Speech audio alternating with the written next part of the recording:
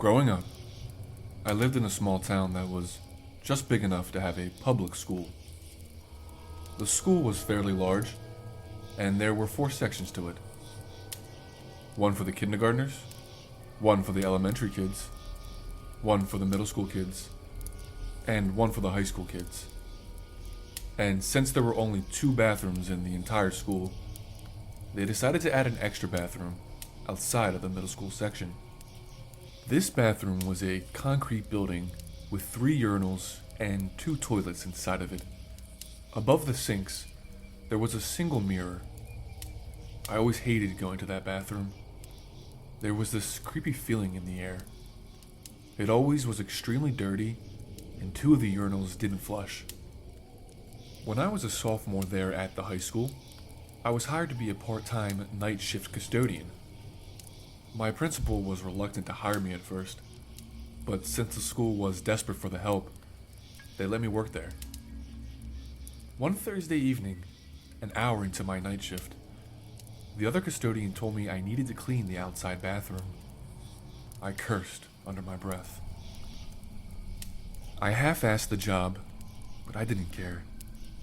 I just wanted to get out of there as fast as possible.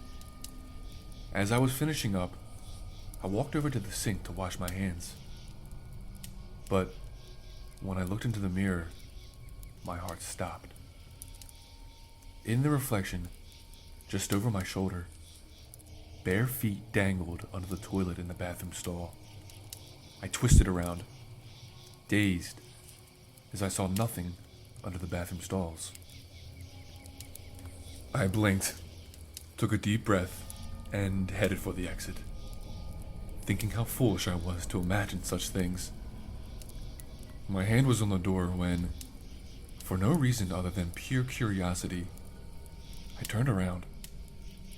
What I saw horrified me for the rest of my life. I looked at my reflected face in the mirror, but it wasn't my face. It was a twisted, insidious version of my face. My face in the mirror had wide, black eyes and had an enormous, open mouth.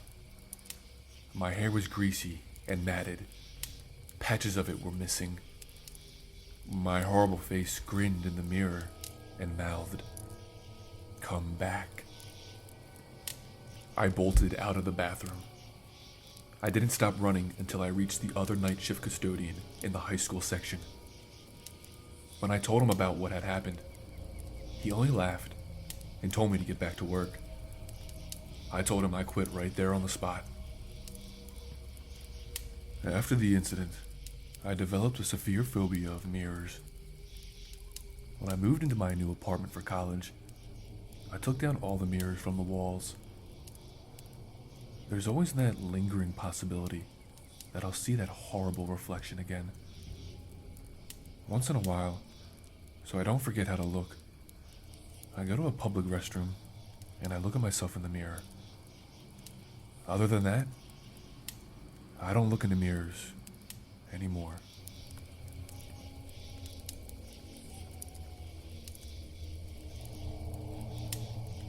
My parents were away on vacation, and that meant I was going to be home alone for a week. I was 15 at the time, and excited to have the place to myself.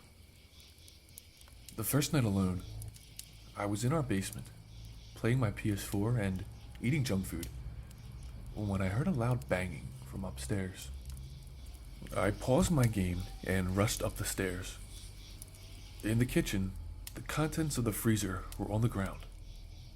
I picked up the frozen food and put it back into the freezer. I thought nothing of it since the freezer was filled to the brim. At this point, I was more annoyed than anything. Later that night, my girlfriend came over for some pizza and a movie. During the movie, the TV began turning on and off. I thought that it was my girlfriend doing it, and asked her to stop. She showed me her hands and said she didn't have the remote. She was right. It was right there on the table. It was raining outside, so I assumed it was the weather giving us the power issues. we decided to watch the rest of the movie on my tablet. By the time the movie ended, it was past midnight, and my girlfriend had decided to spend the night with me. Around 3 in the morning, as we were both asleep in my room, my girlfriend shook me out of my sleep. "Wake up," she whispered. "What is it?" I said groggily. She leaned closer and whispered, "I heard something coming from your closet."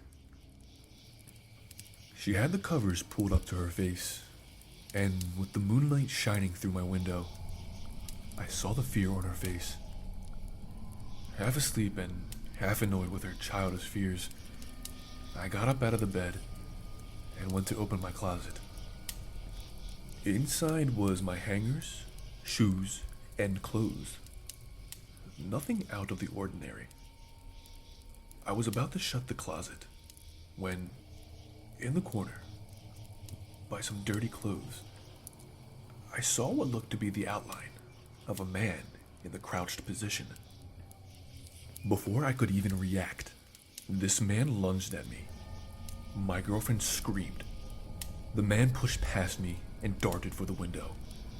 He jumped right through it, glass and all. I looked out the shattered remains of my window and saw the dark figure running down the street. I called the police, but there wasn't much they could do, and they never caught the man. My girlfriend and I were both deeply disturbed from the event, and to this day, I still have no idea who that man was, or why he was hiding inside my closet.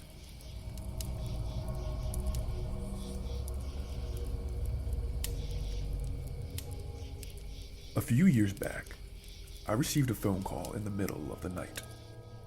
It was around 2 a.m., but I didn't check the caller ID to see who it was. "Hello," I said, half asleep. A deep voice spoke back. "I hope you're ready. I'm going to kill you." Since I was half conscious and unbothered, I responded, "Well, I'll see you soon." I hung up the phone and went back to sleep immediately. The next day, when I was in school, I was scrolling through my phone when I remembered what happened last night. I told myself it was just a crazy dream, because who calls someone and says that? But as I was scrolling through my phone, that's when I saw the call at 2 in the morning from an unknown number. I never figured out who called me, and they never called back.